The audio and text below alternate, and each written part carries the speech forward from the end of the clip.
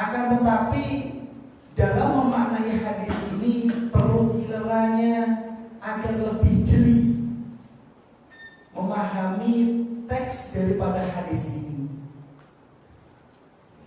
Hadis ini tidak berdiri sendiri, akan tetapi ada hadis-hadis yang lain beserta riwayat-riwayat sahabat yang harus dikaitkan dengan hadis ini. Man ahdasa fi amrina hada, siapa saja mengada-adakan hal yang baru fi amrina dalam urusan kami, hada ini artinya keberagamaan, ma laisa minhu, mengada-adakan apa? Apa saja diada-adakan? Hal yang tidak, hal yang bukan minhu darinya, dari agama ini, fahuwa raddun, maka hal itu tertolak. Di riwayat lain dikatakan man amila amalan, siapa saja yang mengerjakan sebuah amalan, laisa alaihi amruna, yang bukan atas perintah kami, fahuwa raddun, maka hal itu tertolak. Jadi hadis ini titik tolaknya adalah ma laisa minhu, ma laisa minhu, yaitu hal-hal yang tidak, ya, yang bukan daripada agama, ma laisa minhu. Kalau kita memahami hadis ini, kemudian kita tidak jeli dengan kata ma laisa minhu, yaitu hal-hal yang bukan dari agama, maka kita akan mendapati satu pemahaman literal atau dalam bahasa usul fikihnya mantuk yang tertulis, yaitu mengada-adakan hal yang baru yang bukan urusan kami, urusan agama, di mana hal yang baru itu tidak atau bukan bagian dari agama tersebut, maka itu tertolak. Itu pemaknaan literalnya. Berarti mafhumnya, jadi ada mantuk, ada mafhum. Mantuk itu pemahaman yang literalnya, mafhum itu pemahaman tersiratnya. Berarti bagaimana kalau mengada-adakan suatu hal tapi masih ada kaitan dalam agama? Jadi kalau dihadiskan ma laisa minhu, yang bukan dari agama. Bagaimana kalau yang masih berkaitan agama? Berarti tidak tertolak. Jadi hadis ini menyangkut dua peran, mantuk dan mafhum. Seperti firman Allah, wa qulu lin-nasi husna, berkata-katalah kepada manusia lain dengan perkataan yang baik. Berarti itu pemahaman mantuknya. Pemahaman mafhumnya, jangan berkata-kata kepada manusia lain dengan perkataan yang buruk. Itu namanya dalam usul fikih namanya mantuk dan mafhum. Pemahaman literal dan pemahaman tersirat. Nah, hadis ini juga menyangkut dua itu. Nah, jadi pemaknaannya adalah barang siapa atau siapa saja mengada-adakan, ya, dalam urusan kami hal yang bukan dari agama, maka tertolak. Barang siapa mengerjakan suatu amalan yang tidak atas perintah kami, maka tertolak. Itu bunyi hadis. Cuman kadang kalau menerjemahkan hadis ini, seringkali orang salah. Kadang penerjemahan adalah Barang siapa membuat hal yang baru dalam agama maka tertolak. Beda. Kalau yang kedua ini dia mengatakan, kalau dalam bahasa Arabnya, man ahdatsa fi amrina hadza syai'an fa huwa raddun. Barang siapa mengada-adakan hal yang baru sama sekali dalam agama maka dia tertolak. Sementara itu pengertian yang menurut saya kurang tepat. Kenapa? Karena hadis ini menekankan pada kata ma laisa minhu, sesuatu yang tidak dari agama. Ma laisa minhu.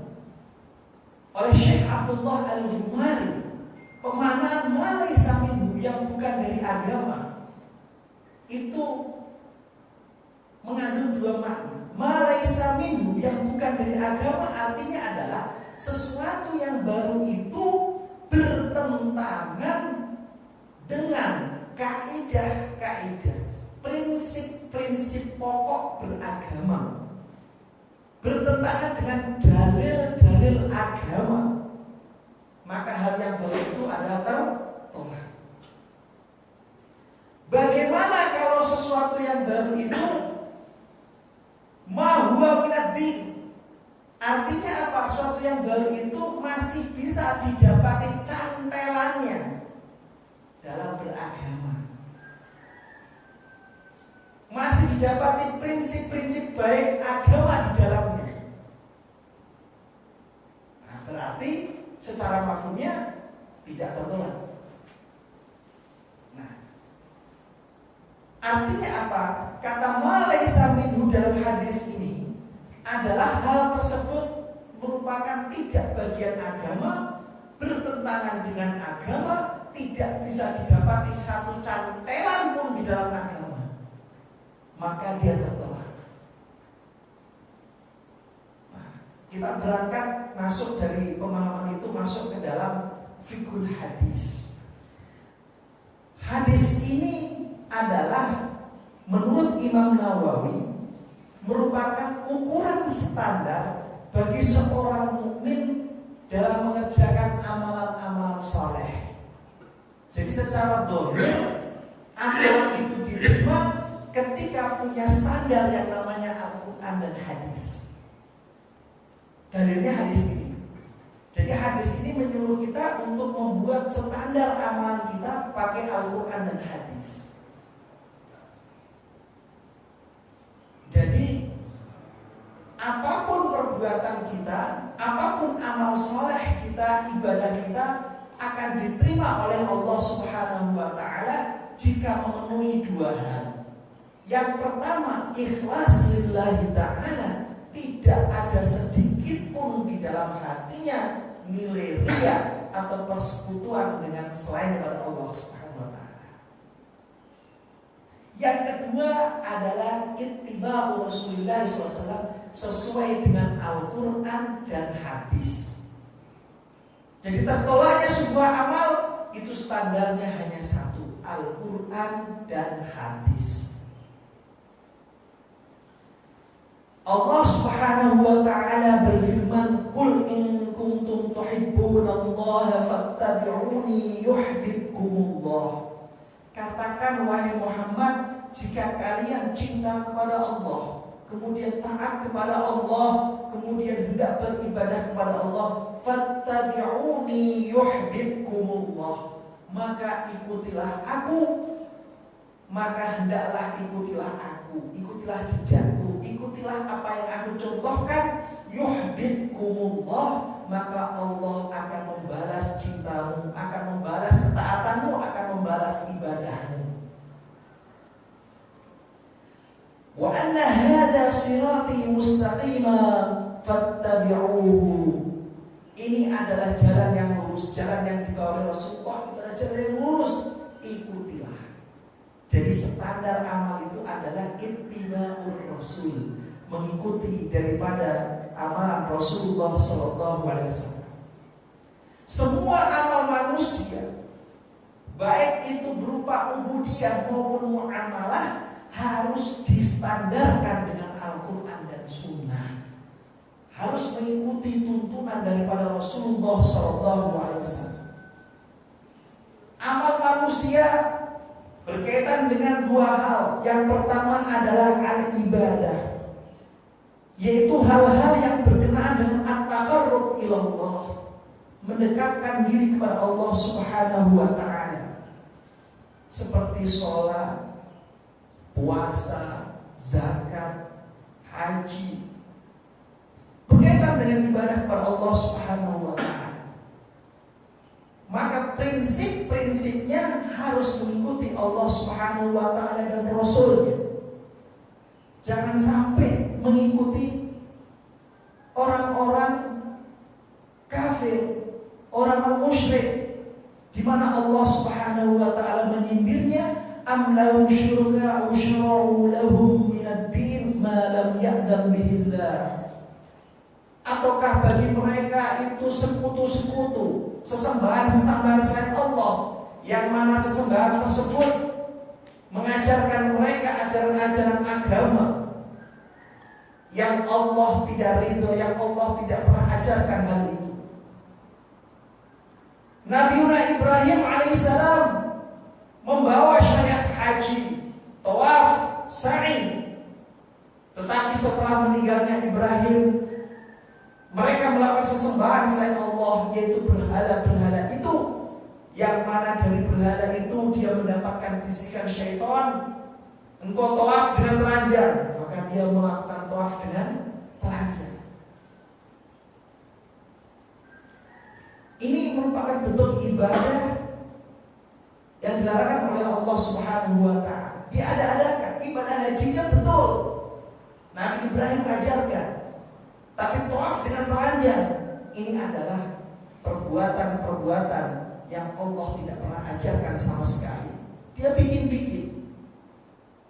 Atau kita sholat, ya, sebagaimana kita belajar biar bisa konsentrasi, maka kupingnya harus pakai lagu misalnya. Oleh karena itu, maka sholatnya biar bisa konsentrasi harus pakai lagu. Nah, maka ditaruh 2 headset di kupingnya. Nah, ini juga hal-hal yang dilarang oleh agama, karena Al-Quran dan As-Sunnah tidak memperbolehkan itu. Begitupun untuk mendekatkan diri kepada Allah, maka sholatnya harus ada sedikit rasa senamnya, ada rasa jogetnya sedikit. Nah, ini juga hal-hal yang baru yang oleh Allah tidak diterima. Wa ma kana salatuhum 'indal baiti illa muka'an wa tasdiyah. Dan tidaklah salat-salat mereka, orang-orang kafir Quraisy, musyrikin di sekitar Baitullah, Ka'bah, menyembah pada berhala, kecuali itu hanya rintihan dan tepuk tangan sedabur belang-belang. Tidak diterima. Kenapa? Karena amalan-amalan mereka tidak mengikuti apa yang diajarkan oleh baginda Rasulullah SAW. Itu dalam hal ibadah. Begitupun dalam hal muamalah. Muamalah di sini berkaitan dengan jual beli, bisnis, perniagaan, hak dan kewajiban ketika terjadi yang namanya hubungan sosial. Wala ta'kulu amwalakum bainakum bil batil. Janganlah kalian memakan harta di antara kalian dengan jalan yang batil. Ketika jual beli ada unsur tipu dayanya. Ketika jual beli ada unsur ya gelap-gelapannya, yang ada gak jelas satu dengan yang lain. Saya punya kambing tersebut hamil. Mau nggak beli anak kambing saya? Anak kambing di mana? Dalam perut. Nah, ini kan ada yang gelap-gelap begini. Ini adalah akad yang tidak diperbolehkan dalam agama. Kemudian bikin sistem yang hal semacam itu seolah-olah boleh, padahal oleh agama tidak boleh. Baikul hasad, kamu akan beli kurma ini dengan harga sekian dengan catatan pakai unsur lemparan.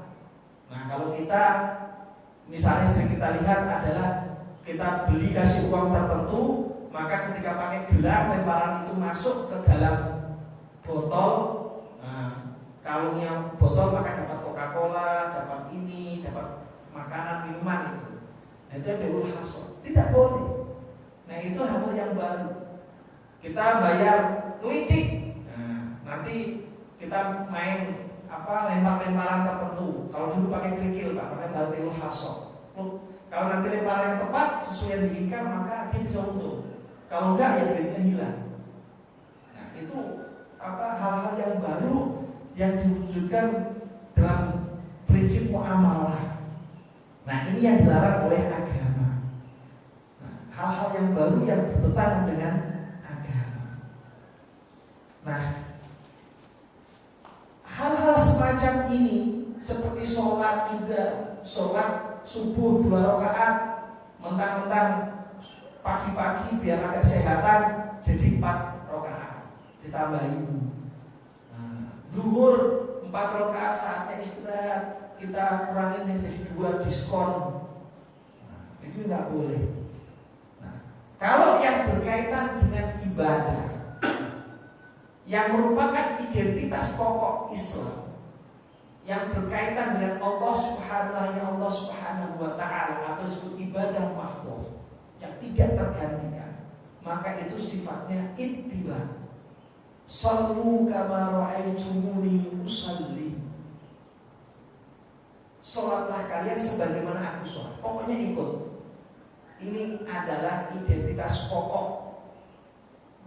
Sama orang lain ya lakum dinukum waliyadin, soal ini. Agamamu adalah agamamu, agamaku adalah agamaku. Ini soal prinsip.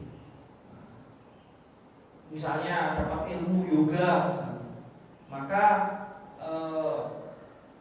sholatnya dipilih ya, untuk gerakan tertentu yang mirip dengan yoga, misalkan tahiyat atau duduk di antara 2 sujud dilama-lamain khusus untuk itu. Untuk apa? Dengan niat supaya seperti yoga. Itu tidak boleh. Tidak boleh. Itu mengada-ngada dalam agama. Nah, saya tambahin begitu pun dalam hal akidah. Ada hal yang baru. Suatu ketika ya, Imam Hasan Al-Basri punya murid namanya Wasil bin Atha. Dalam kajian tersebut ada satu pembahasan ilmu. Jadi dalam Al-Quran dan hadis, ketika di akhirat itu pilihan cuma 2, masuk neraka atau masuk surga. Cuma pilihannya adalah 2, neraka atau surga. Itu saja. Tetapi di dalam diskusi tersebut muncul bagaimana kalau seorang mukmin beriman melakukan tindak dosa besar, kalau ditaruh surga tidak pantas karena dosa besar. Kalau ditaruh neraka juga nggak pas. Oh, dia orang beriman kok. Bagaimana ini? Imam Hasan Al-Basri menjawab, ya dia dimasukkan neraka sesuai dengan kadar dosanya. Nanti setelah itu Allah akan mengakhirkan siksanya dan mengembalikan dia ke surga karena dia beriman. Nah, oleh seorang muridnya yang namanya Wasil bin Atha dijawab, tidak bisa. Orang kalau sudah orang mukmin nggak punya hak untuk ditaruh neraka. Wajib bagi Allah untuk menaruhnya di surga kalau dia beriman. Nah terus begitu pun dia juga nggak berhak di surga. Kenapa? Oh, dia berlaku dosa, katanya beriman, kok melakukan dosa besar, nggak pantas dia di surga. Nah terus maksudmu gimana? Kata Hasan Al-Basri kepada Wasil bin Atha. Dijawab, ya orang tersebut nanti dia akan ditaruh di suatu tempat, tidak di neraka, tidak juga di surga, tapi di tengah-tengah. Ini hal yang baru yang oleh Rasulullah tidak pernah ceritakan, oleh Rasulullah tidak pernah kisahkan. Satu keimanan di mana nanti di akhirat itu ada namanya manzilah, baina manzilatain. Suatu tempat tidak di surga, tidak di neraka, di antara keduanya. Nah, ini suatu keimanan yang atau tauhid ya, yang diada-adakan dalam agama, yang baru, yang dalam Al-Quran dan hadis tidak ada. Ini yang disebut sebagai hal yang baru yang dilarang oleh hadis ini dalam bidang akidah.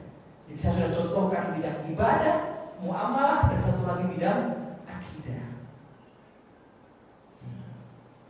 Bidang akidah juga satu keyakinan, sebenarnya itu yang jadi nabi itu Sayyidina Ali. Malaikat Jibril salah ngasih wahyu. Mestinya yang dikasih wahyu itu Sayyidina Ali, keliru kasih Muhammad. Nah ini keyakinan yang diada-adakan, yang merupakan dilarang dalam hadis ini, raddun tertolak. Ini dalam bidang akidah. Nah, hal-hal semacam ini yang oleh agama malaisa minhu, yang mana bertentangan, tidak ada satu cantelan pun dalilnya, maka posisi kita adalah menolak daripada amalan-amalan semacam ini. Khususnya dalam bidang hal-hal yang sifatnya identitas Islam seperti sholat, zakat, haji. Haji khudu anni manasikakum. Kalau soal haji yang ikutin apa yang pernah aku laksanakan dalam haji. Namun ada beberapa hal di dalam Islam yang sifatnya baru, tetapi itu bisa kita temukan cantelannya di dalam agama. Makanya hadis ini tidak bisa berdiri sendiri, harus dikaitkan dengan hadis yang lain riwayat Imam Muslim, supaya pemahamannya itu satu kesatuan. Apa hadis yang lain riwayat Imam Muslim dan imam-imam yang lain? Man sanna fil islami sunnatan wala yanqusu min ujurihim syai'. Barang siapa menginisiasi, tapi baru, di dalam Islam sunnatan hasanatan, sebuah tradisi yang baik, menginisiasi tradisi yang baik, fa'umila biha ba'dahu, kemudian tradisi yang baik itu dikerjakan oleh fa'umila biha ba'dahu, kemudian tradisi ini diikuti, diamalkan oleh orang sesudahnya atau orang lain, kutiba alaihi mithlu wizri man amila biha, maka dia juga akan mendapatkan dosa orang yang mengamalkan itu. Wala yanqusu min auzarihim syai', tanpa mengurangi dosa orang yang mengamalkan tersebut.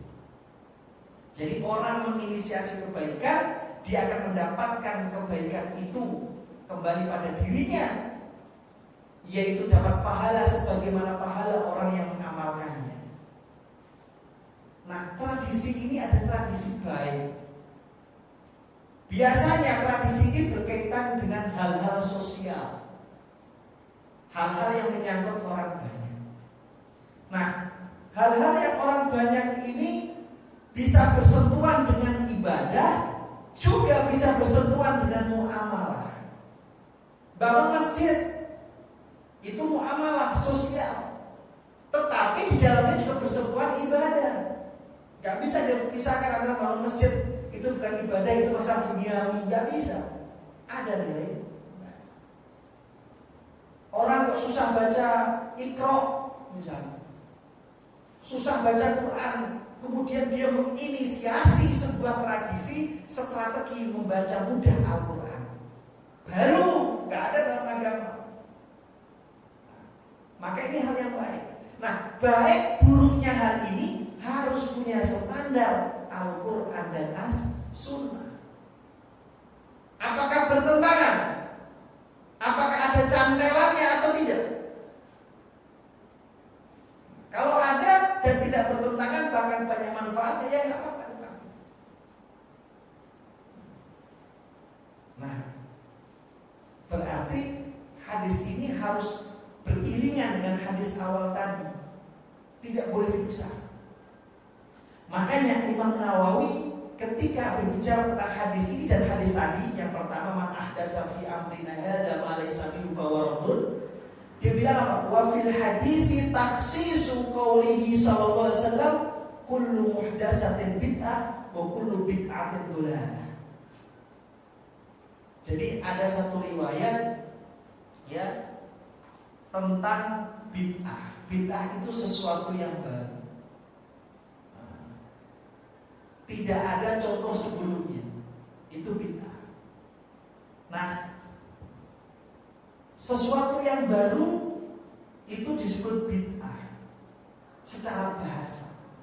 Makanya ada hadis menyatakan khairul hadisi kitabullah wa khairul hadi hadi Muhammad wa syarrul umuri muhdatsatuha wa kullu muhdatsatin bid'ah wa kullu bid'atin dhalalah. Ini riwayat Imam Muslim. Riwayat Imam Baihaqi ada tambahannya wa kullu dhalalatin finnar.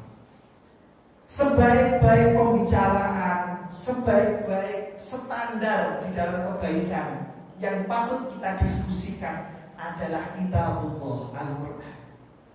Sebaik-baik hidayah petunjuk adalah hadis Muhammadin sallallahu alaihi wasallam. As-sunnah, sunnah Nabi, hadis. Wa syarrul umuri muhdatsatuha, dan sejelek-jelek perkara adalah hal-hal yang baru. Maksudnya hal yang baru yang amat gimana? Yang bertentangan dengan kitabullah, yang bertentangan dengan hadis Nabi. Wa kullu muhdatsatin bid'ah. Setiap sesuatu yang baru bid'ah. Itu disebut bid'ah. Wa kullu bid'atin dhalalah, dan setiap yang bid'ah yang baru itu dhalalah, sesat. Nah, kata bid'ah, kata muhdatsah di dalam hadis ini, sesuatu yang baru atau bid'ah yang baru ini harus dikaitkan dengan yang sebelumnya. Yaitu apa? Khairul hadis kitabullah. Berarti hal yang baru itu, hal yang bid'ah itu, yang disebut sesat itu ketika bertentangan dengan kitabullah dan sunnah Rasulullah. Makanya hadis ini bilang kullu bid'atin dhalalah, setiap yang baru itu sesat, itu ditaksis, dibatasin jangkauan kulunya. Setiap tadi dibatasin jangkauannya dengan hadis man sanna fil Islam. Kenapa? Karena di situ ada tradisi-tradisi baru yang sesuai dengan prinsip-prinsip Islam, Al-Quran dan As-Sunnah, yang mana oleh Allah dipujinya dan bahkan oleh Allah diberi pahala. Itu namanya dibatasi jangkauannya, itu namanya taksis. Nah, seperti taksis juga, innal insana lafi khusrin. Sungguh manusia itu di dalam kerugian. Manusia, pokoknya itu manusia dalam kerugian. Umum, ditaksis, dibatasin jangkauan keumumannya tadi, illal ladzina amanu wa 'amilus shalihat wa tawassaw bil haqqi wa tawassaw bis sabr. Kecuali, berarti jangkauan manusia tadi dibatasi, kecuali manusia yang beriman, beramal soleh, saling menasihati. Selain daripada itu, ya masuk yang umum tadi. Nah, itu namanya taksis. Ikhraju ba'di madlulil 'am, mengeluarkan sebagian makna dari manusia kan banyak tipenya. Nah, kemudian dikeluarkan kecuali yang tadi beriman, beramal soleh. Itu namanya taksis dalam ilmu usul fikihnya. Nah, begitupun hadis tentang bid'ah seperti tadi, yaitu dhalalah ketika standarnya adalah Al-Quran dan As-Sunnah. Di dalam manapun, baik akidah, ibadah, muamalah, apapun perbuatan manusia harus standarnya Al-Quran dan As-Sunnah. Tidak boleh yang lain. Gak boleh bilang, oh masalah duniawi bolehlah bid'ah, apa saja yang penting. Kalau masalah duniawi justru bid'ah, tidak bisa.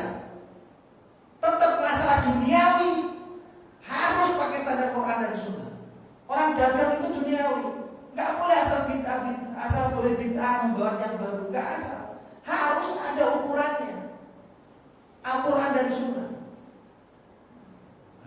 prinsipnya ada cantelannya enggak? Prinsip-prinsip dasar, misalnya ketika dagang jujur enggak, ada tipu-tipu enggak, nah itu harus pakai standar Al-Quran dan Sunnah. Jadi umat Islam apapun perbuatannya harus memakai standar Al-Quran dan Sunnah. Enggak boleh dong. Oh kalau bid'ah duniawi apa saja lah boleh, bebas. Enggak bisa. Kalau yang baru duniawi bebas, harus pakai standar Al-Quran dan Sunnah. Karena umat Islam terikat dengan Quran dan Sunnah.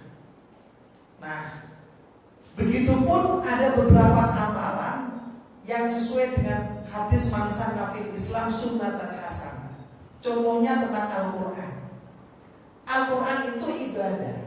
Mau membacanya, menganalisanya, apapun dengan Al-Quran itu kalau yang berkaitan dengan ilmu Quran itu ibadah. Kemudian di Al-Quran ini oleh Abu Bakar beristihad, bagaimana kalau saya mengumpulkan semua mushaf atau semua tulisan para sahabat tadi. Abu Bakar ragu, tapi Rasulullah nggak pernah melakukannya. Kata Umar, wallahi innahu khair. Demi Allah ini baik Abu Bakar, baik. Tapi Rasulullah nggak pernah menjalankan. Terus Abu Umar terus bilang, ini baik, ini baik. Akhirnya setelah istikharah, Abu Bakar langsung mengumpulkan para sahabat, mengumpulkan semua tulisan-tulisan tadi. Ya. Di dalam tulisan tadi, kemudian di zamannya Utsman, Sayyidina Utsman, orang berbeda pendapat. Nah, ini apa? Misalnya,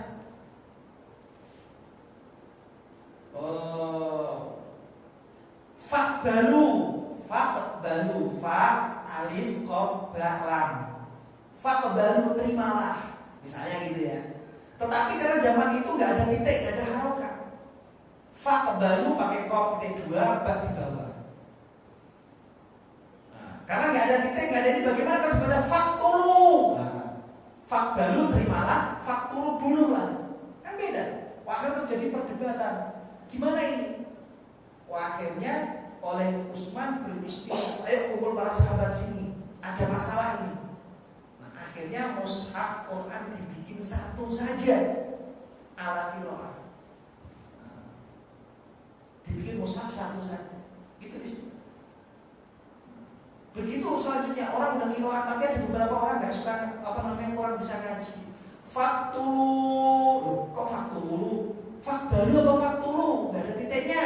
Nah, akhirnya di zaman Abu Aswad Abu Ali ditaruh titik. Jadi Abu Aswad punya titik itu. Kalau zaman Rasulullah itu tulisannya itu hot kufri, kotak-kotak begitu, nggak bisa orang baca. Baru ada titik zaman Abu Aswad Abu Ali setelah kekhalifahan Sayyidina Ali.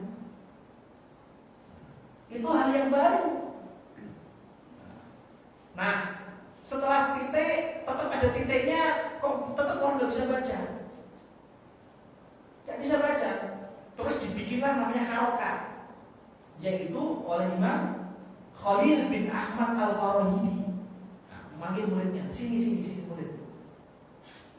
Nanti kalau mulut saya terbuka, kamu kasih contreng di atasnya. A, O terbuka, Fatahah buka A. Maka contohnya atas fathah. Ini terpecah kasro berarti lagi. Nah, kan gitu. Terus baru ada muncul harokat. Setelah ada titik, ada harokat, tetap banyak orang baca salah.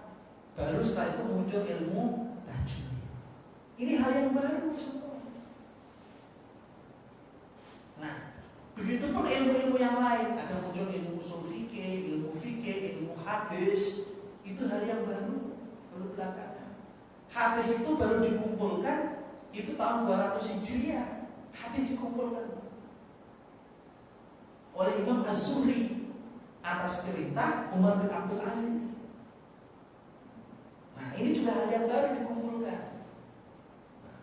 Baru ada ilmu hadis itu zamannya Ar-Romahul Muzi, ya, awal abad ke-4 Hijriah. Itu hal yang baru. Tetapi hal yang baru ini pertanyaannya distandarkan sesuai Quran Sunnah enggak? Oh ternyata ternyata sesuai, bahkan membawa kemaslahatan dan perkembangan, berarti baik. Kan begitu. Jadi standarnya itu Quran dan Sunnah. Jadi bukan standar duniawi atau tidak duniawi, tidak, tetapi tetap standar ada Al-Quran dan As-Sunnah. Nah, berkaitan tentang bid'ah yang baik ini, Sayyidina Umar bin Khattab suatu ketika ya itu berjalan-jalan ketika malam. Jadi zaman Khalifah Umar bin Khattab itu suka yang namanya keliling. Umar bin Khattab itu jadi pemimpin keliling ke daerah-daerah itu ya zaman Umar bin Khattab sudah biasa. Zaman Rasulullah itu sudah biasa gitu itu. Nah, cuman tidak kesorot media saja. Jadi Abdurrahman bin Abdul Qarim itu suatu ketika menemani Umar bin Khattab berjalan-jalan pada malam Ramadan. Ketika itu Umar bin Khattab mendapati manusia itu setelah sholat Isya, ya sebagian sholat kemudian sendiri-sendiri, sholat tarawih itu sendiri-sendiri, terpecah-pecah. Yang satu sholat sendiri, satu lagi di sana, satu lagi di sana, satu lagi di sana. Kemudian Sayyidina Umar bin Khattab menyatakan, "Wallahi inni la'adunnuni law jama'tu haula 'ala qarin wahidin lakana amsa." Demi Allah, sungguh aku mengira kalau mereka itu saya kumpulkan dalam satu qari wahid, bacaan satu, maksudnya imam yang satu, lakana amsa. Tentu hal itu sangat baik. Tentu hal itu sangat bisa menyatukan mereka, mensyiarkan Ramadan, malam Ramadan. Wa azama fajama'ahum ala Ubay bin Ka'ab. Kemudian Umar bin Khattab sebagai khalifah memerintahkan untuk, sudah, imamnya Ubay bin Ka'ab, sholat dia. Jadi semua tarawih makmum kepada Ubay bin Ka'ab. Ubay bin Ka'ab. Nah terus setelah tarawih Ubay bin Ka'ab sholat. Ubay bin Ka'ab menurut riwayat yang sahih, Ubay bin Ka'abnya itu sholat 20 rakaat.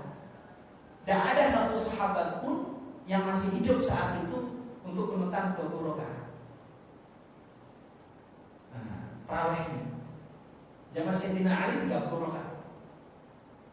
Nah, dari riwayat yang pernah saya kumpulkan tentang tarawih, tidak ada sepanjang penelitian saya satu nas yang sahih menunjukkan batas rakaat tertentu dalam tarawih. Batas rakaat tertentu, mana yang rakaat yang pakai Rasulullah itu mana, yang jumlah tertentunya. Itu saya tidak mendapati satu nas yang sahih. Kalaupun ada hadis yang riwayat Bukhari bunyi 11 rakaat itu ada tambahannya, jangan dipotong. Fi Ramadan wa ba'dahu, yaitu 11 rakaat itu di Ramadan dan setelah Ramadan. Sholat apa ya dalam Ramadan dan setelah Ramadan? Sholat witir. Kalau tarawih khusus Ramadan, witir bisa Ramadan saya Ramadan. Nah, tapi orang kadang diputus fi Ramadan, jadi 11 rakaat itu untuk Ramadan. Padahal itu panjang, Pak. Kalau ditemuin secara panjangnya ada tambah wabah dahu. Nah, misalnya semacam itu. Jadi yang saya dapatin tidak ada satu nas yang menjelaskan jumlah batas tertentu tarawih. Oleh karena itu boleh 8 rakaat, 12 rakaat, 20 rakaat, 30 rakaat, 100 rakaat. Tidak ada. Nah terus apa yang Ubay ini bagaimana? Itu adalah ijma' sahabat. Sayyidina Ali 30 rakaat, ijma' sahabat. Begitu. Nah, hal semacam ini ukurannya Al-Quran dan As-Sunnah. Makanya ketika melihat semacam itu, setelah pada hari berikutnya orang berbondong-bondong sholat jamaah tarawih. Jadi bukan Sayyidina Umar yang bilang, wahai harus 20 rakaat, enggak. Umar cuma menentukan imamnya kau Ubay bin Ka'ab. Ubay bin Ka'ab langsung istihad 20 rakaat. Ternyata tidak ada satupun sahabat yang menentang. Maka disebut ijma' sukuti dalam usul fikih. Nah, setelah itu tsumma kharajtu ma'ahu lailatan ukhra wan nasu sununa bi sholati qari'ihim. ketika melihat orang kepada sholat rukun, pulang bareng geramia secara akur, Sayyidina Umar senang. Kemudian bilang, ni'matul bid'ah hadhihi. Sebaik-baik hal yang baru adalah ini. Kenapa? Karena di zaman Rasulullah tarawihnya itu sendiri-sendiri. Di zaman Umar dibikin berjamaah. Nah, bidang bid'ahnya yang mana? Bikin berjamaah. Nah terus sholat tarawihnya ada catatannya nggak? Ada. Man qoma ramadhana imanan wa ihtisaban ghufira lahu ma taqaddama min dhanbi. Barang siapa melakukan qiyam Ramadan, tarawih atau tahajud dalam Ramadan, maka dengan keimanan dan mengharap ridho dari Allah, maka Allah ampuni dosanya yang lampau. Saya di Maroko, Pak, sholat tarawihnya itu 8 rakaat. 8 rakaat setelah Isya, 8 rakaat nanti jam 3. Dan jam 3 kita balik ke masjid lagi. Jadi 16 rakaat tambah witir 3. Tapi bacanya panjang. Jadi orang Maroko itu di tempat saya belajar itu kita sholat tarawih itu 8 rakaat setelah Isya, ya. Setelah Isya itu pulang sekitar jam 11 atau setengah 12 itu mereka sahur, makan gitu ya, terus tidur nanti bangun jam 3, bukan makan sahur lagi, tapi pergi ke masjid untuk melengkapi 8 rakaat yang sebelumnya tadi. Sholat lagi, 8 rakaat lagi sama witir, terus ketemu subuh. Jadi mereka sahur jam 11. Kita orang Indonesia gak kuat. Jam 11 makan, ya nanti setelah dapat 4 rakaat kabur, pulang sahur, tarawihnya sendiri, baru ke masjidnya nanti kalau ada dengar sholat subuh. Itu kita orang Indonesia dulu. Karena gak kuat kayak mereka dia itu buka makan cuma sedikit, habis Isya, habis maghrib makan sedikit, terus habis itu langsung pergi ke masjid ya itikaf, dengar sholat Isya, terus sholat 8 rakaat tadi, mulai jam 11 baru makan besar, jam 11 setengah 12 itu baru makan besar. Itu makan plus sahur, terus tidur jam 3 bangun mereka ke masjid. Nah, kita sama, habis buka makan banyak gitu ya, sate, terus Isya, sholat dapat 8 rakaat, ya kadang teman meneruskan sendiri, ada yang juga langsung tidur. Nah, witir nanti tambahan terakhir jadi 11 nggak apa-apa. Gitu. Nah, kalau kita sudah bisa seperti mereka, nah itu adalah ni'matul bid'ah hadi.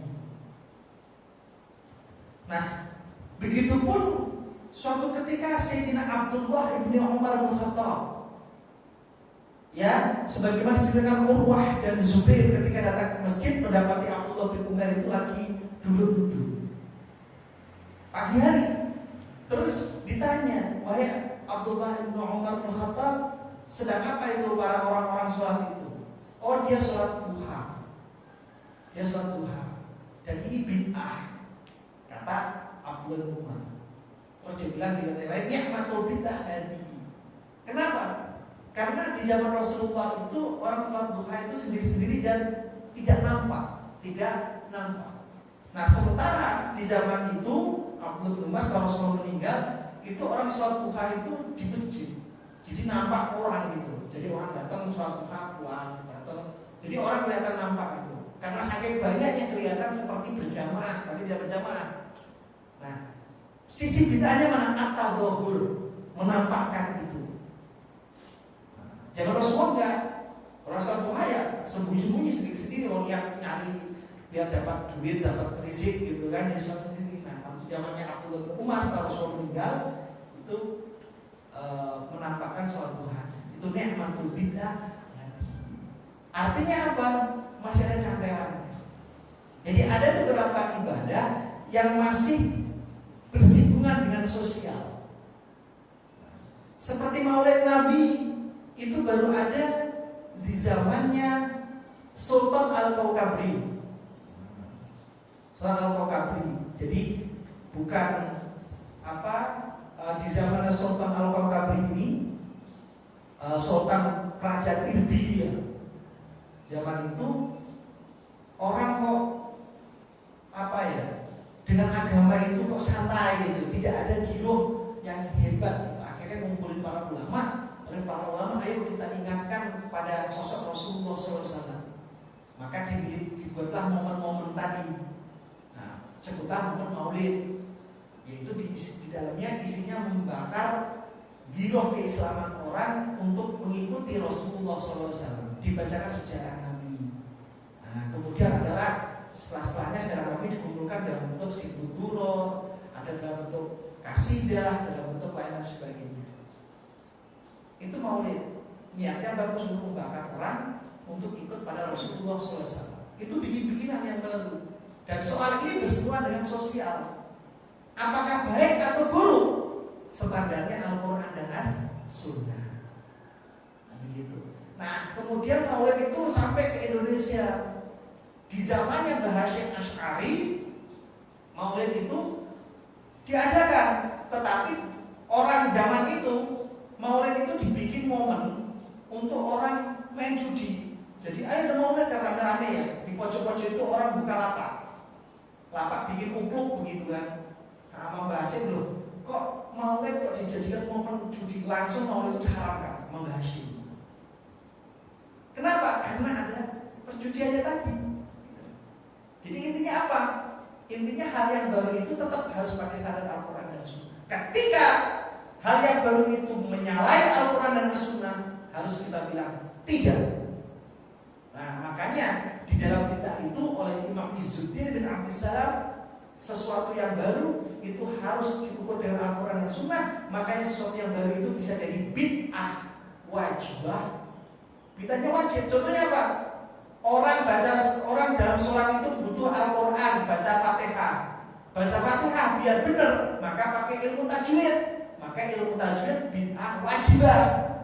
Wajib bisa, wajib ada. Itu tidak wajib. Ada namanya bid'ah mandubah, sunnah.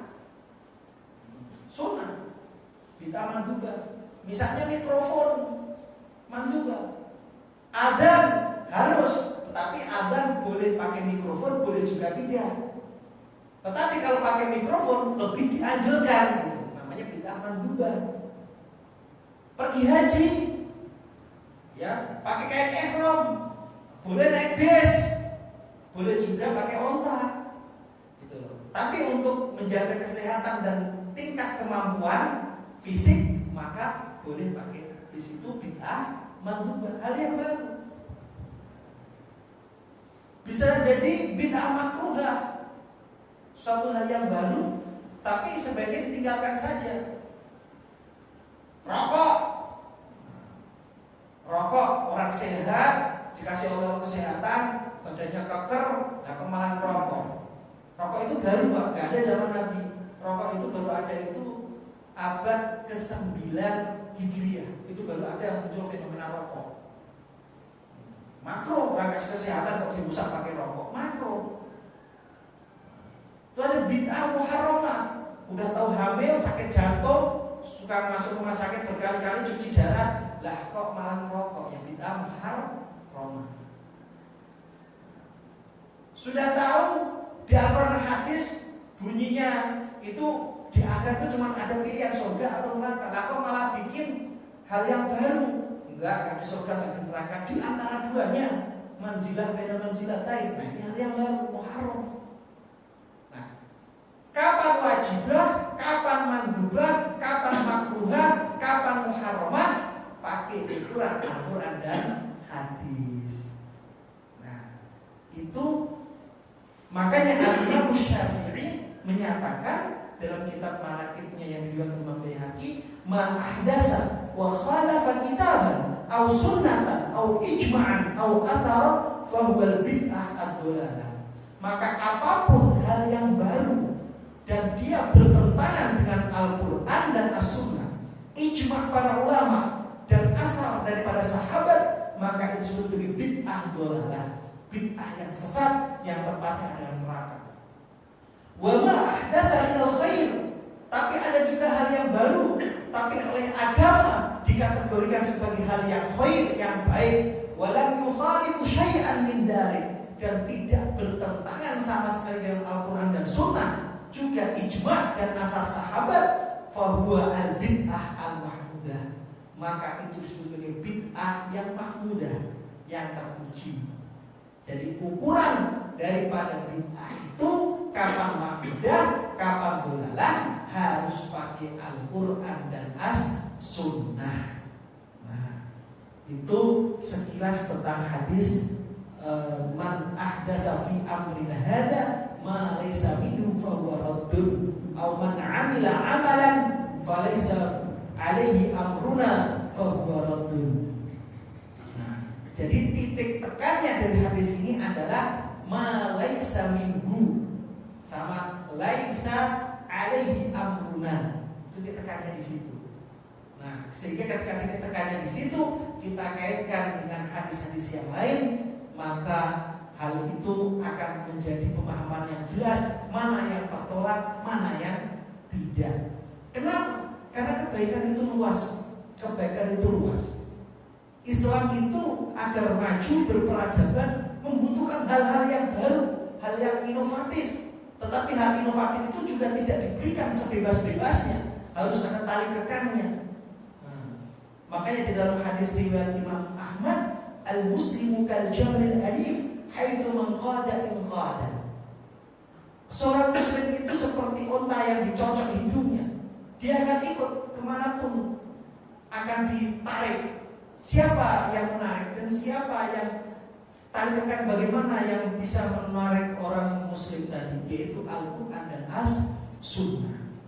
Nah, Allah Subhanahu wa ta'ala berfirman, ya ayyuhalladzina amanu irka'u wasjudu wa'budu rabbakum waf'alul khair la'allakum tuflihun. Wahai orang-orang yang beriman, rukuklah, beribadahlah, bersujudlah, menyembahlah Allah, waf'alul khair, dan berbuatlah kebaikan la'allakum tuflihun, agar engkau menjadi orang yang sukses dunia dan akhirat. Waf'alul khair, perbuatan yang baik. Perbuatan baik ada yang sudah ternas dalam Al-Quran dan As-Sunnah, ada perbuatan baik yang baru yang mengikuti tradisi zaman. Tetapi hal itu lagi-lagi tidak bisa dilepaskan begitu saja, harus punya kontrol dengan Al-Quran dan Sunnah. Bagaimana memahami Al-Quran dan Sunnah? Maka kita butuh yang namanya ijtihad, butuh yang namanya ijtihad ulama. Lihat sesuatu yang baru ini, masuk yang haram, halal, makruh, wajib, mandub, dan lain sebagainya. Nah, itu butuh ijtihad para ulama. Nah, yang kedua, bid'ah itu bukan hukum. Bid'ah itu bukan hukum. Hukum Islam al-ahkam syar'iyyah at-taklifiyah itu cuma 5. Halal, ya, halal atau wajib, mandub, makruh, mubah, haram. Hukum syariat dulu. Jadi kalau ada tanya hukumnya apa, harus pilih salah satu dari 5 ini. Nggak ada namanya hukum syariat itu bid'ah, nggak ada. Al-ahkamu syar'iyyah at-taklifiyah ada 5.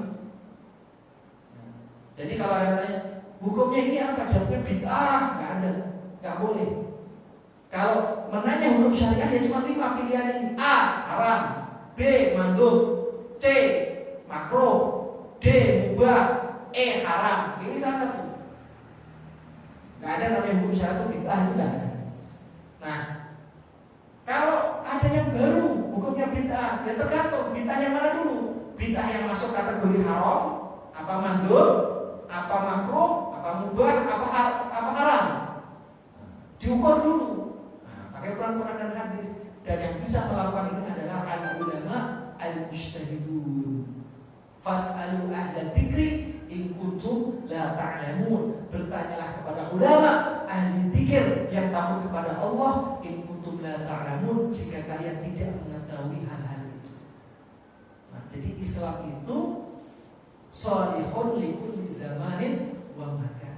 Islam itu akan selalu sesuai kebaikannya, akan selalu mensejahterakan, mencerahkan setiap zaman, akan menjadi solusi.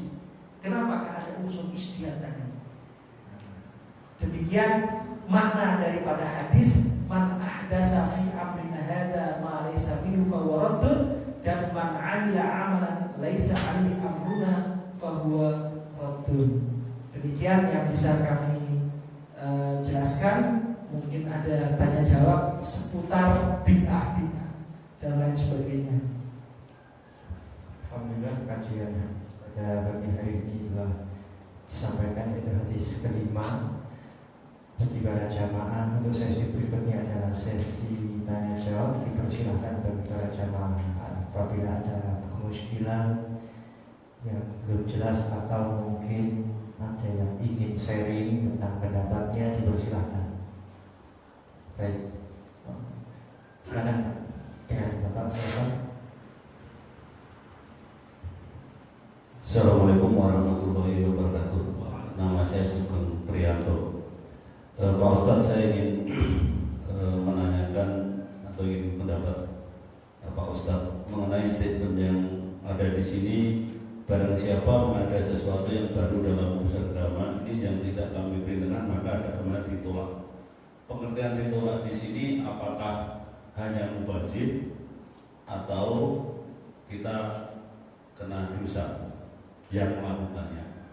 Ini saya kaitkan dengan aktivitas atau perkembangan di masyarakat pada akhir-akhir ini. Misalnya kalau saya lihat di acara televisi ada pengajian, maaf mungkin saya sebut Mama Didik. Pengajiannya saya kira bagus, tapi di sana ada kontennya curhat yang mengungkapkan rahasia-rahasia keluarga. Nah, itu kira-kira bagaimana dari aspek ini dilihat dengan kegiatan ini. Kemudian yang kedua, misalnya tausiah, melayat pada orang meninggal, pada tetangga atau rekan kerja atau mungkin saudara. Tetapi kebetulan yang meninggal ini agamanya non-muslim, katakan Nasrani, sehingga pada saat kita menghadiri itu kegiatan yang dilakukan adalah kegiatan-kegiatan yang bukan yang kita yakini. Kira-kira ininya bagaimana kalau kita mengikuti hal seperti itu? Ya. Kemudian ada lagi contoh misalnya berkembang di masyarakat, kalau mau naik haji, kalau abdul kita harus mengunjungi ziarah ke 9 wali misalnya. Itu kira-kira gimana kalau kita lakukan, apa hanya mubazir atau itu ada hukumnya dan lain sebagainya? Itu aja kira-kira berhubungan dengan tadi yang dijelaskan. Terima kasih. Wassalamualaikum warahmatullahi wabarakatuh. Ya, terima kasih Pak. Yang pertama berkaitan dengan tausiah. Tausiah itu baik karena berkaitan dengan agama. Selama masih yang ditausiahkan itu berpegangan pada prinsip-prinsip nas-nas Al-Quran dan As-Sunnah.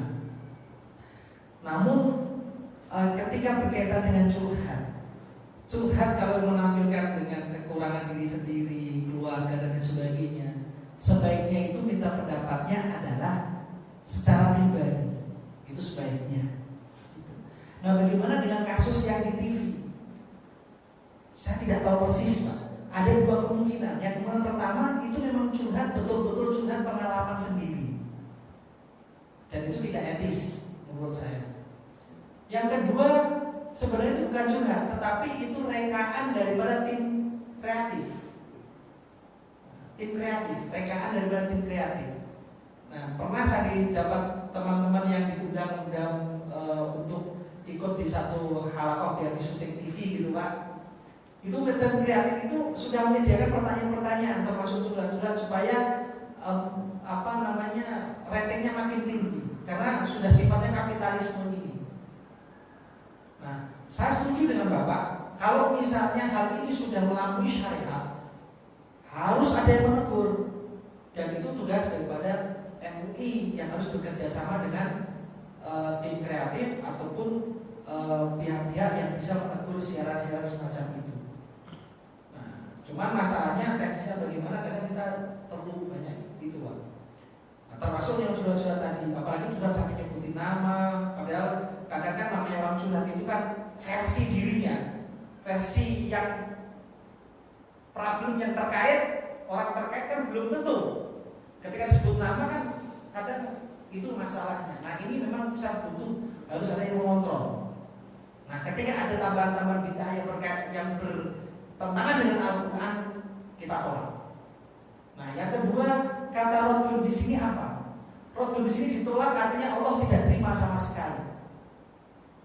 Tetapi ketika tambahan itu ya menjadi bumbu dalam agama, terus orang meyakini itu sebagai agama, padahal bukan bahasa agama, maka itulah yang masuk dalam kategori dosa. Nambah-nambah dalam agama di situnya.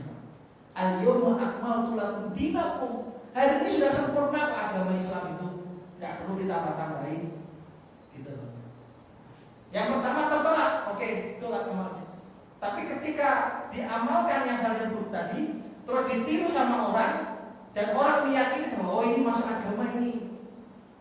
Misalnya sholat sambil joget, wah kayaknya lebih khusyuk ini, nggak seperti yoga ini. Terus orang niru. Pertama ditolak, yang kedua ketika ditiru dan diyakini sebagai agama, disitulah dosa itu muncul. Nah, yang selanjutnya dari sama Mak Dede, terus melayat ke Nasrani, mengucapkan bela sungkawa dari sisi kemanusiaan itu seharusnya untuk pertemanan, untuk perkara itu harus kita katakan bela sungkawa atas kematian, ikut bersedih, mudah-mudahan ini kesabar, mudah-mudahan selalu sabar, lapang hati.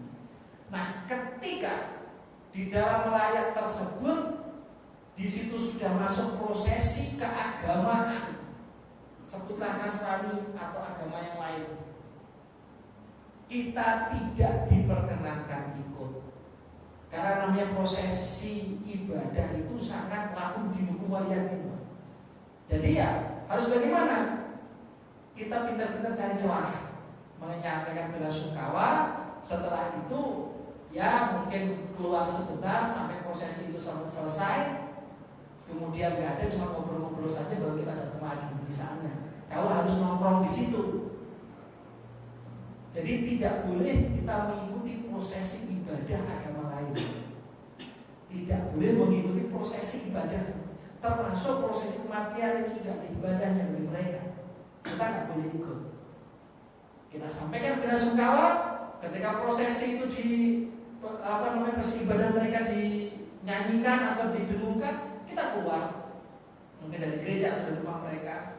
Ya mungkin sekedar cari suasana baru, orang pasti mengerti.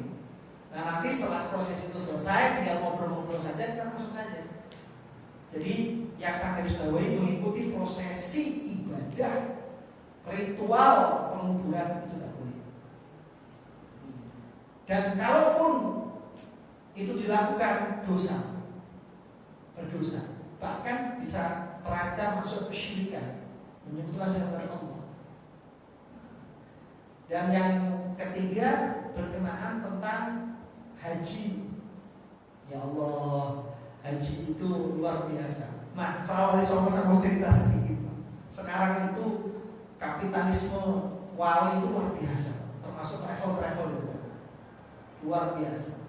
Misalnya di Jawa Timur, teman saya cerita, Jawa Timur itu walinya 5. Di daerah Jawa Tengah itu Sunan Muria, Sunan Kudus, Sunan Kalijaga, sama satu lagi Jawa Barat, Sunan Gunung Jati. Tapi kalau Jawa Timur itu kan 5. Nah, oleh pihak travel biar genap 9, maka dibikinlah wali-wali tambahan dari 5 tadi untuk mengikuti zona travel tadi. Karena mungkin uangnya cuma cukup berputar di Jawa Timur. Akhirnya oleh travel itu bikin sunan-sunan baru, Sunan Bungkul, Sunan ini, Sunan ini, jadi biar genap 9. Itu bisnis travel itu sangat meresahkan sekali. Dalam pengajian sering kita ngomong sebagainya, tapi mau bagaimana seperti namanya gitu. Kemudian di pengajian bisnis travel itu luar biasa. Ayo, kalau mau haji biar afdol, cara wali songo seperti itu ya Allah Pak, itu di zaman dulu tuh nggak ada di pesantren, semua para ajaran semua juga ada. Itu orang bisnis travel yang bikin. Nah, ziarah itu baik, ya. Tetapi ya balik-balik tadi, di dalam kebaikan itu kadang ada yang memancing ya semacam itu. Sehingga ketika orang menyatakan berarti kalau nggak haji kalau nggak jalan wali songo kurang afdol, kurang sah, kurang sempurna, dan ini bagian dari agama. Nah ini yang jadi dosa. Ini jadi dosa. Kalau itu dilakukan sendiri cukup tertolak. Tetapi ketika dilakukan dan diikuti orang banyak dan diyakini sebagai bagian agama, inilah dosa. Begitu. Nah, seperti itu pula umroh berkali-kali, haji berkali-kali, yang Rasulullah tidak pernah melakukan itu. Itu juga bisa dosa. Tidaklah seorang mukmin yang baik ketika dia kenyang sementara saudaranya itu kelaparan. Jelas itu hadisnya. Hadis qudsi menyatakan, ya ibna Adam maritu wa lam ya'udni. Aku sakit tapi kok gak mengunjungiku. Kemudian Ibnu Adam menjawab, bagaimana aku mengunjungimu ya Allah, engkau adalah Tuhan Maha Kuasa. Engkau kunjungi orang sakit, engkau bantu dia dalam berobatnya, engkau akan mendapatiku. Di mana mendapati Allah? Orang sakit, orang kelaparan, orang miskin. Bukan di depan Ka'bah. Tapi karena bisnis ke level yang sangat luar biasa semacam ini membutuhkan yang namanya marketing yang handal, maka tidak hanya umroh yang berkali-kali, ziarah ke Masjidil Haram berkali-kali, juga ditambahin lagi untuk orang miskin cukup ziarah wali songo. Ini adalah hal yang baru. Nah ini kalau diyakini terus berbahaya.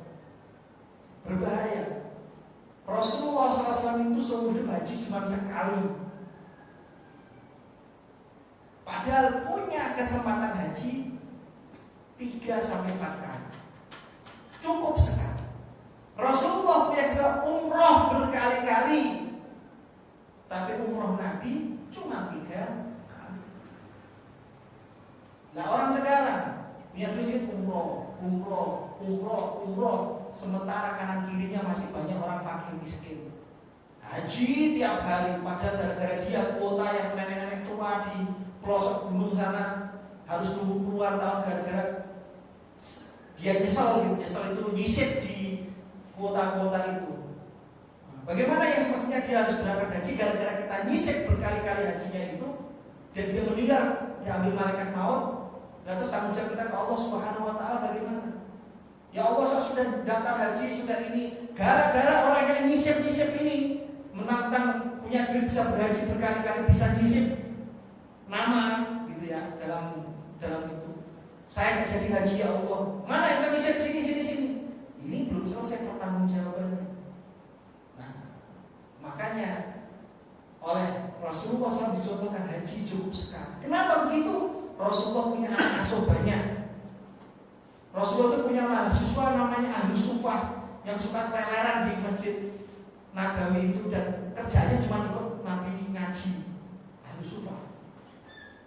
Yang biayain siapa? Rasulullah, gratis. Makanya sekolah gratis pertama yang mendirikan itu Rasulullah SAW. Siapa mahasiswanya? Abu Hurairah, Abdullah bin Mas'ud dan lain sebagainya. Kalau nggak punya duit, ya Rasulullah, aduh lagi nggak punya duit nih. Wahai sahabat yang kaya punya makanan selebih, tolong dong dibagi. Jadi kalau mau sekolah gratis, itu pertama yang mendirikan di dunia Rasulullah SAW. Di Madinah itu ada sekolah juga, tapi nggak gratis. Orang Yahudi punya sekolah khusus, tapi itu untuk kalangan atas dan itu bayar. Rasulullah nggak bayar, gratis. Kalau mau niru Rasulullah, bikin sekolah gratis, itu niru Rasulullah. Makanya kiai yang punya pesantren zaman dulu, kenapa ilmunya berkah, banyak kiai dilahirkan karena tadi dibikin sekolah gratis. Kalau yang mau nyumbang silakan, nyumbang beras. Paling habis buat satunya lagi nyumbang minyak gas. Dan dulu saya ngasih Quran itu nggak bawa uang, dulu saya nggak mau. Maunya apa? Saya bawa ini lilin. Jadi saya kita bawa lilin, iurannya lilin, bawa lilin, bawa gas. Ya paling kalau barang kasih sarung. Nah, oleh ini yang harus dipahami, Pak. Hal yang baru semacam ini harus kita tanyakan kepada yang berkompeten. Kompeten di sini artinya berkompeten untuk melarang atau merapikan. Nah, contohnya ya MUI. Cuman kadang gimana marketingnya aja ustadz sendiri ya susah lah. Nah, jadi itu tertolak, tapi ketika nanti diikuti orang dan diyakini itu satu agama, disitulah dosa itu muncul. Oleh karena itu ya sebaiknya bertanyakan. Nah, mungkin itu yang bisa kami sampaikan. Silakan Bapak. Ya, assalamualaikum warahmatullahi wabarakatuh. Terkait dengan apa namanya hadis yang disampaikan Ustadz, khususnya terkait dengan Imam Nawawi ini, yang saya juga kebetulan sudah baca di Riyadhus Shalihin, itu mengenai bid'ah itu memang bahkan dipertegas bukan hanya hadis sebenarnya, yang sifatnya mungkin bid'ah dolalah itu tadi disampaikan juga bahkan dalam surat Al-An'am dan An-Nisa gitu ya, mengenai bahwa sudah dicukupkan semuanya itu di Al-Quran dan Sunnah di bawah hadis. Nah, terkait dengan itu memang semuanya harus mengacu ke sana semua ya Pak Ustadz ya, karena memang contohnya misalkan tadi yang disampaikan mengenai misalkan sholat tarawih gitu ya. Kalau yang saya tahu Nabi sholat tidak lebih dari 10 atau 11 rakaat lah totalnya. Kalaupun ada sifatnya nanti malam kalau itu ada mau sholat qiyamul lail, maka dia witirnya ditunda sekaligus gitu. Nah, kemudian juga terkait dengan jumlah rakaat juga misalkan itu kalau nggak salah itu saya sempat baca kenapa Umar bin Khattab menyuruh Ubaid bin Ka'ab kemudian rakaatnya 20 itu lebih kepada untuk selama ini setelah meninggalnya Nabi itu banyak umat muslim yang mulai melanggar atau keluar dari kegiatan sehari-hari mereka yang terkait dengan ibadah, sehingga harus dikumpulkan kembali, disatukan, dibikin sholat berjamaah, dan juga mungkin supaya lebih lama sholatnya diperbanyak gitu. Nah, terkait dengan itu dalam dalil untuk menentukan ini katakanlah bid'ah atau tidak, khususnya dolalah gitu ya, yang memang terkait dengan urusan agama, itu kan peringkat pertama adalah Al-Quran, kemudian 2 hadis, ketiga ijma, kemudian berikutnya qiyas ya. Nah, ijma itu pertanyaan saya ini yang mengeluarkan siapa? Apakah sekelompok ulama tertentu atau ulama yang dibawahi oleh sebuah wadah atau hukum yang jelas misalkan oleh negara, atau ulama seluruh dunia gitu.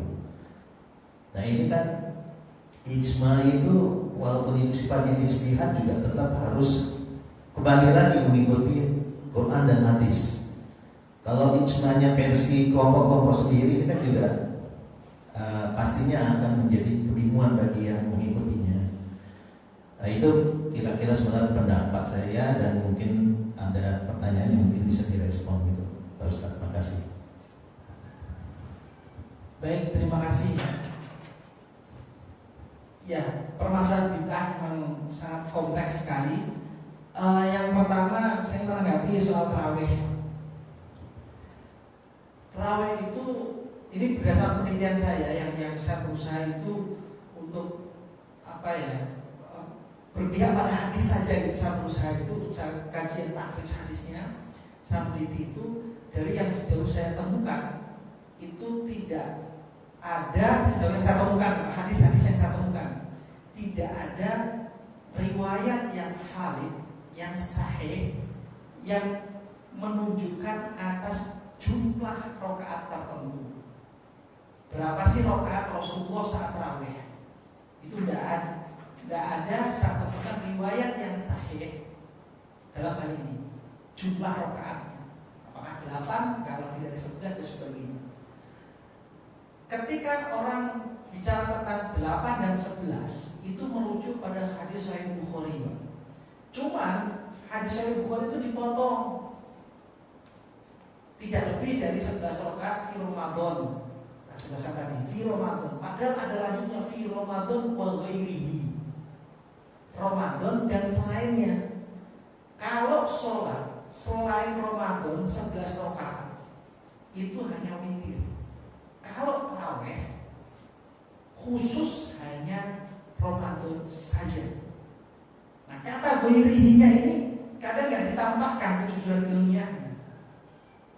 Nah, sehingga kalau berdasar pada hadis yang tidak lebih dari 11, sementara hadis ini sebenarnya 11 itu masuk bukan tarawih tapi witir. Kenapa? Karena witir itu sholat yang dikerjakan saat Ramadan juga selain Ramadan. Yang kemudian yang kedua, oleh karena itu zaman Umar 20, zaman Sayyidina Ali 30. Artinya apa? Sahabat melihat bahwa ini tidak ada ketentuan jumlah tertentu. Gak ada jumlah ketentuan tertentu, jadi boleh. Kayak di Maroko saya bilang 16, kayak di masjid belakang rumah saya itu malah 12 tambah witir 3 jadi 15. Karena gak ada batasan jumlah tertentu. Nah, yang paling bagus gimana? Yang paling bagus adalah paling lama, paling khusyuk dan paling banyak. Nah, itu paling bagus dalam hal ini. Yang kedua soal ijma. Ijma itu oleh ulama didefinisikan sebagai ittifaqu ummati Muhammadin sallallahu alaihi wasallam ba'da wafatihi fi aslin minal usul ala amrin minal umur. Yaitu kesepakatan umat Muhammad ya setelah wafatnya Nabi. Jadi ijma itu ada karena setelah Nabi wafat. Dalam konteks fi aslin minal usul ada satu masa, yang kedua ada amrin minal umur. Nah, amren ini sesuatu yang tidak ada dalam Al-Quran dan tidak ada dalam hadis. Jadi satu yang baru. Kenapa ulama mengatakan ini? Jadi ijma itu artinya istihad, tapi ada kesamaan dengan yang lainnya. Istihad tapi bareng-bareng. Kalau sendiri namanya qiyas, makanya ijma terus qiyas. Misalnya ketika Mu'adz bin Jabal diutus oleh Rasulullah SAW pergi berdakwah, kemudian kalau kamu ada masalah bagaimana? Saya akan memegang kitabullah. Kalau nggak ada, saya akan pegang sunnah Rasulullah SAW. Tapi kalau dalam kitabullah nggak ada, sunnah Rasulullah nggak ada, apa yang kamu lakukan? Kata Rasulullah kepada Mu'adz bin Jabal. Apa kata Mu'adz? Fa'ajtahidu ra'yi wa la a'lu. Maka aku akan berijtihad tentang hal yang baru itu dengan tetap berpegang pada Al-Quran dan Sunnah tanpa harus berlebihan dalam hal itu. Artinya apa? Ini ijtihad. Nah, ketika ijtihad ini dilakukan banyak orang dan sepatutnya orang jadilah ijma atau konsensus. Nah, tadi pertanyaan, apakah ijma ini itu berkaitan dengan jamiah tertentu, kelompok tertentu atau tidak? Yang pertama, kita lihat frame epistemologinya, ma'rifahnya. Jadi dalam Islam itu misalnya kepada Islam itu ada dua, satu Syiah, satu Sunni. Ibaratnya begitu ya. Yang jelas secara tentang hadis itu bisa berbeda satu sama lain, antara Sunni dan Syiah. Maka kita pisahkan jadi dua. Berarti ada dua ijma, satu ijma'nya orang Syiah, satu orang Sunni. Kita sebut ijma'nya orang Sunni. Nah, ketika ijma'nya orang Sunni yang berkaitan dengan Quran dan Sunnah, maka ijma' tersebut itu berkaitan dengan satu masalah dalam satu masa. Artinya apa? Ketika ada orang berijma, kemudian hasil kesimpulan ini disepakati oleh misalnya komunitas ulama Jakarta. Kemudian ijma ini dipresentasikan. Oh, oleh orang Jawa Timur diokekan juga. Dipresentasikan lagi oleh Arab Saudi diokekan juga. Begitu. Jadilah nanti ijma. Nah, ketika ada ulama yang kompeten, yang ibaratnya diakui oleh dunia, 5 atau 3 misalnya, 10 lah, bilang bahwa ijma ini tidak pas disebut sebagai ijma, ada yang menyalahi, ada yang berbeda, maka ijma itu batal, jadi ijma. Nggak jadi ijma. Nah, Misalnya ijma mengatakan mukhalafatul hawadis. Allah itu mukhalafatul hawadis. Allah itu berbeda dengan makhluknya. Itu ijma, kesepakatan. Mukhalafatul. Jadi inti ijma itu sebenarnya masih berpegang Al-Quran dan Sunnah. Tetapi pertanyaan untuk hal yang baru, jawaban yang baru. Jadi sifatnya ijtihad juga. Nah, oleh karena itu, jadi menurut Imam Asy-Syaukani ketika ada 5 atau 6 ulama berkompeten menyalahi kesepakatan tadi, maka itu tidak bisa masuk ijma lagi, batal maka ijma'nya. Nah, makanya ijma para ulama ini, kalau saya punya kitab itu lebih tipis dari ini, Pak. Namanya Al-Ijma judulnya, kumpulan Al-Ijma Al-Imam Al-Mundiri umumnya. Lebih tipis dari ini, Pak. Karena orang mengklaim ijma itu susah sekali. Susah sekali. Misalnya ada pertanyaan lagi, apakah ada orang yang cuma sholat dan mengerjakan beriman kemudian mengerjakan hal yang wajib saja dalam beragama? Apakah orang tersebut sudah cukup keberimanannya, sudah cukup keislamannya, hanya sedang mengerjakan wajib, Pak? Itu nggak ada jawabannya dalam Quran dan hadis. Maka ijma bilang cukup. Ketika dia mengerjakan wajib saja, ya sholat yang wajib saja, haji yang wajib saja, zakat yang wajib saja gitu ya. Apakah cukup keberislaman? Cukup. Dan dia tambahan yang lain itu bonus, misalnya itu sebagai cukup. Nah, misalnya ada pertanyaan semacam itu. Nah, ini adalah ijma sahabat. Misalnya ijma sahabat seperti yang satu tadi, mushaf jadi satu, jadi umum mushaf, nggak ada yang menentang. Jadi ijma itu ada dua, ijma takriri di mana dia mempresentasikan kesetujuannya, ada ijma sukuti, dia tahu tapi cukup diam, yang artinya setuju. Seperti surat tarawih ini, Ubay bin Ka'ab tiba-tiba langsung berinisiatif 20 rakaat, ulama yang lain gitu. Tapi ada juga yang berinisiatif kayak Al-Hakam, zaman pemerintahan dinasti Muawiyah dan Al-Hakam, kan melihat kondisi kok orang setelah sholat Idul Fitri atau Idul Adha selesai sholat kok banyak yang kabur, yang ceramah nggak ada yang dengerin. Akhirnya diistihad. Istihadnya apa coba? Dibalik. Khotbah dulu baru sholat, kayak Jumat gitu. Sahabat langsung pada angkat tangan. Kamu telah bikin hal yang baru supaya ditentang. Jadi batal istihadnya akhirnya. Ada di hadis diceritakan soal itu.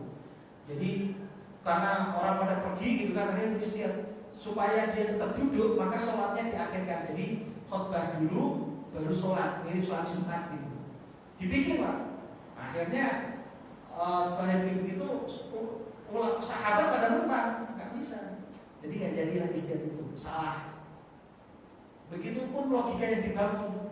Kalau yang dibangun Umar, sahabatnya tersebut salah, atau mushaf yang dikumpulkan tadi adalah salah, maka tentu pasti akan ada yang protes. Ketika ada yang protes, maka batallah ijma'nya. Nah, termasuk ijma juga pengangkatan Abu Bakar, itu juga kesepakatan. Nah, masalah semacam itu dan lain-lain sebagainya.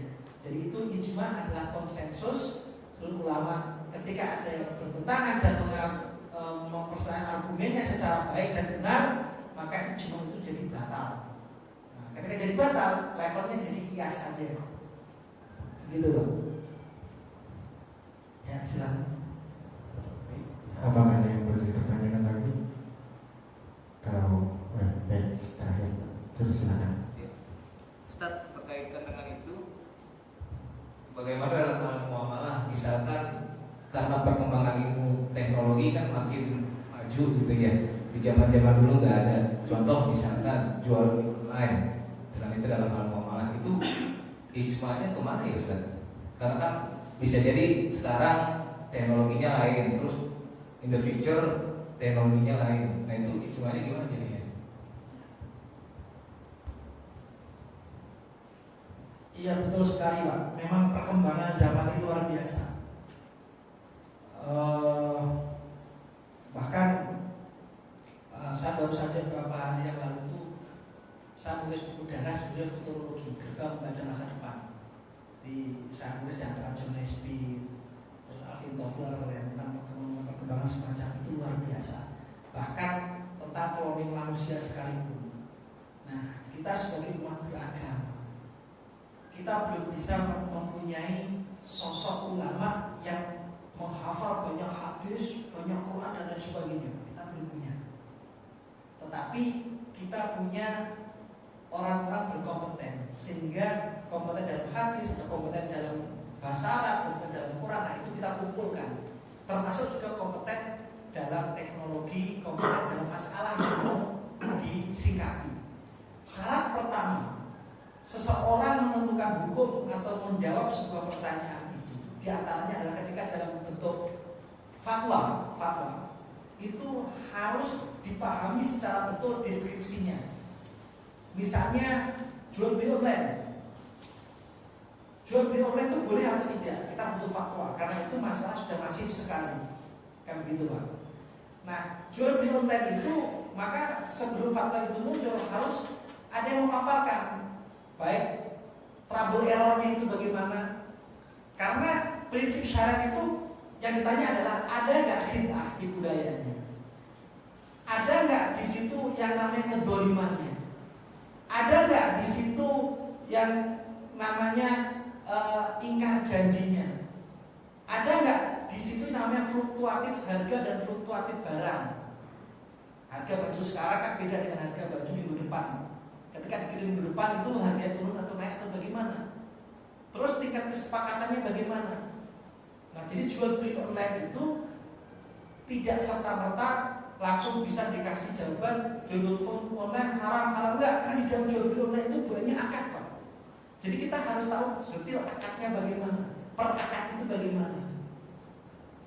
Nah, oleh karena itu jual beli online itu merupakan kemudahan teknologi. Kita tidak boleh abai dengan teknologi itu, tapi harus kita diskusi bersama untuk menetapkan itu. Nah, tugas semacam ini mestinya adalah para ulama yang di majelis ulama itu, kemudian para peminat atau pemilik akun-akun dan juga bisnis online ini juga harus mau diatur secara syariah. Perkembangan terakhir soal bisnis online ini sudah mulai dibahas di MUI Pak. Cuman ada beberapa hal yang kami belum clear itu belum tuntas untuk memahami beberapa deskripsi. Karena kita pengaruh fikih Syafi'i Pak. Fikih Syafi'i kalau soal akad itu sangat detail. Akad itu harus jelas, A, B, C.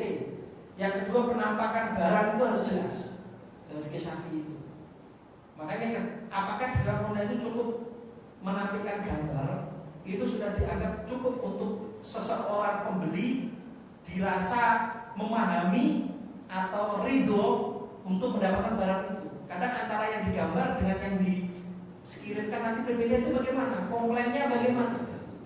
Ini yang kami belum mendapatkan clear ya deskripsi daripada mereka yang pengelola itu. Ketika saya rapikan, misalnya kita rapikan secara syariah, mereka kan susah. Misalnya kita bikin bisnis online dapat butuh stempel halal, ramai pasti Pak. Kalau yang makanan halal aja ramai stempelnya, apalagi ini halal apa nggak halal itu ramai. Tetap bisnis online itu adalah hal yang baru, tetap harus kita pakai standar aturan dan sunnah. Nah, bisnis online ketika memenuhi kriteria-kriteria tadi, tidak ada kedoliman, jujur, amanah, tepat waktu, sesuai perjanjian, gambar yang ditampakkan dengan yang nanti aslinya itu tidak beda, tidak diburung-burungin, tidak di sotosopin, gitu kan? Tidak terus tepat waktu, pengirimannya juga jelas, harga yang sepakatin jelas, gitu ya. Itu insya Allah tidak apa-apa. Tetapi saya bilang tadi, saya belum mendapatkan penjelasan deskripsi yang clear tentang online dan semacam ini, sehingga saya tidak bisa menjawab A, B, C dan sebagainya. Tapi yang jelas syariat itu punya aturan main tadi seperti tidak ada kedoliman, penipuan dan lain sebagainya. Nah, soalnya tadi Pak, kalau sudah nanti masuk ke MUI kita kasih kriteria tadi gitu Pak ya, itu kadang mereka nggak patuh. Kita juga kadang untuk mengkontrolnya juga susah, karena masing-masing dari kita sibuk dengan sendiri-sendiri. Mungkin saya sebagai dosen sibuk sebagai dosen, sama mungkin dagang-dagang gitu kan. Sehingga untuk mengontrol begitu secara detail kompeten kita kontrol. Atau kita kontrol, tetapi pihak mereka nanti membayar ke kita, artinya untuk biaya keringat kita kontrol dia misalnya Pak. Nanti di luar omongannya lain, dia kan bilang halal haram itu karena dibayar, dia dapat cipratan uangnya, susah lagi Pak. Jadi kadang kita serba salah. Kalau kita mau kontrol secara detail apa adanya, betul harus fokus, kesibukannya lain agak berkurang. Tapi kalau kita lillahi ta'ala ikhlas benar-benar kontrol dan sebagainya, kadang kurang fokus karena sibuk dengan yang lain misalnya. Kalau mereka tiba-tiba bayar ke kita misalnya, ini untuk keringat dikontrol biar nanti keluar kriteria halalnya misalnya. Nah, ntar fitnahnya beda lagi karena sudah susah. Jadi ala kulli hal bisnis online ini di dalamnya itu banyak akar. Tidak bisa kita hukumi secara gelondongan, gerobyokan gitu. Jadi kita hukumi nanti per akar per bagian-bagian tersebut. Apakah sesuai dengan prinsip syariat tadi yang disebutkan atau tidak? Tetap harus melalui tadi pertanyaan ke ulama, apakah ini halal atau haram, itu harus ada. Gitu loh.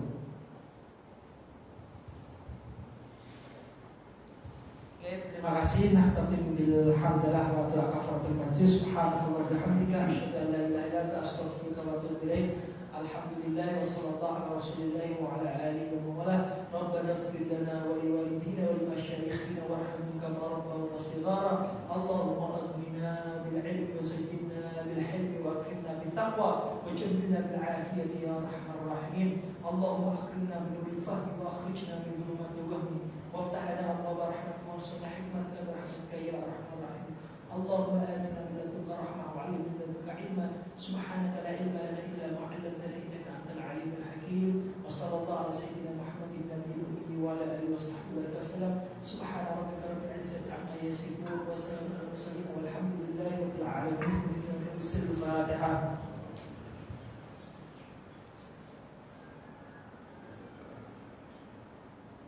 Assalamualaikum warahmatullahi wabarakatuh.